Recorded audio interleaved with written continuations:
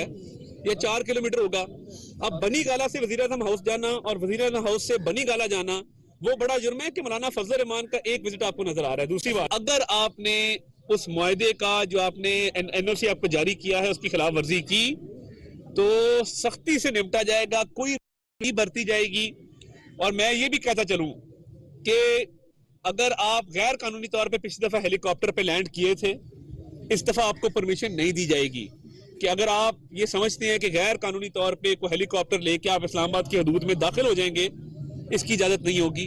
جو پائلٹ اس انتشار کا حصہ بنا, سول ایویشن اس کا لائسنس کینسل کرے گی. میں بالکل کلیئرلی کہہ دوں, ہیلی کاپٹر وہ پنجاب کا ہو, جب پنجاب میں جلسے کے لیے وہ اترتے ہیں, یعنی مفتی اعظم پاکستان کے جنازے میں جانا گناہ ہے, مگر گجرات میں چودھریوں کے جلسے پہ لینڈ کرنا سرکاری ہیلی کاپٹر پہ, پنجاب حکومت کے ہیلی کاپٹر پہ, وہ جائز ہے. تو جو کے پی کے حکومت کی اوبر ہیلی کاپٹر ہے اس کی سروسز ہمیں بھی دیں. اگلی تاریخ پہ میں اور سائرہ تارڑ صاحبہ کے پی کے ہیلی کاپٹر پہ یہاں لینڈ کرنا چاہتے ہیں. ایک ایسا شخص جس نے عمر بھر سرکاری فیول استعمال نہیں کیا, جب گھر آئے تو ایک اپنے ٹیچی کیس کے علاوہ کوئی چیز نہیں تھی, ایک کتاب ایوان صدر کی غلطی سے آ گئی تھی, 3rd ورلڈ وار اس کا نام تھا, اور ایک جائے نماز آ گئی تھی, وہ انہوں نے اگلے ہی دن سوچا کہ یہ غلطی سے آ گئی, اس کو واپس کیا. تو اب یہ رفیق تارڑ صاحب پہ الزام لگانے سے یا ماضی کے حکمرانوں پہ الزام لگانے سے بات بنے گی نہیں.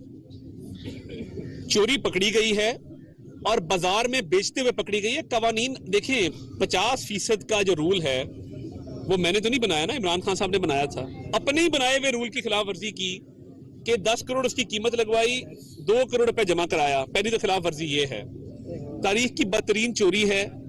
اور یہ نہیں ہے کہ توشہ خانہ حلال یا حرام, بات یہ ہے کہ ایک خانہ کعبہ کی تصویر والی گھڑی کو رولز کے خلاف بیچا گیا اور بعد میں اس کی قیمت کا بالکل اتنا سا پرسنٹیج 2% بھی نہیں ہے جو توشہ خانہ میں جمع کرایا گیا ہے.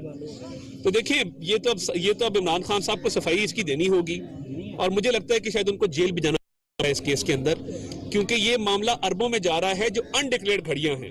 اور اس گھڑی کا اگر آپ دیکھیں تو وہ کتنی خوبصورتی سے رسید بنی ہے کہ سیم ڈے بیچی, سیم ڈے پیسے جمع کرا دیے. کیا توشہ خانہ کی یہ رولز ہیں کہ جو گھڑی ہے اس کو ٹائم سے پہلے جو ہے وہ بیچ دیا جائے اور بعد میں توشہ خانہ میں پیسے جمع کرائے جائیں؟ چینل 92 نے یہ خبر چلائی ہے. میں صرف اتنا کہوں گا, سارا دن حدیثیں چلاتے ہیں آپ, یہ پرویز علی صاحب کو یونیورسٹی کے چارٹر کے لیے 1 کروڑ روپیہ دیا تھا چینل 92 کے مالک نے, تو میں تو ان سے سوال کرنا چاہتا ہوں کہ وہ حلال تھا. اور دوسری بات یہ, میں چینل 92 کے خلاف اور ان کے مالک کے خلاف باقاعدہ قانونی کارروائی بھی کروں گا. میں تفصیلات آج کیبنٹ ڈویژن سے لے رہا ہوں. یہ نہیں ہو سکتا کہ آپ پرویز علی کو کروڑوں روپیہ کھلائیں اور دنیا سے ایک شخص چلا گیا, اس پہ جھوٹے الزام لگائیں جو ایک پائی کا روادار نہیں ہے. تو یہ دودھ کا دودھ اور پانی کا پانی ہوگا. گاؤں کی ساری زمین وقف کر دی, آج بھی ووکیشنل ٹریننگ انسٹیٹیوٹ گاؤں میں بنا پڑا ہے. جوہر ٹاؤن کا 1.5 کنال کا گھر وہ اپنی موت سے پہلے بیچ کے اپنے بچوں میں تقسیم کر کے چلے گئے تھے. ان کا اور میں سمجھتا ہوں بڑی خوش قسمتی کسی شخص کی کہ وہ دنیا سے جانے سے پہلے اپنا تمام جو اس کی چیز ہو وہ ڈسپوز آف کر کے چلا جائے. تو عمران خان صاحب کا ان کے ساتھ کمپیریزن نہیں بنتا, کیونکہ عمران خان صاحب نے بوگی رکھی ہوئی تھی اور بوگی کے ذریعے گھڑی بیچی ہے.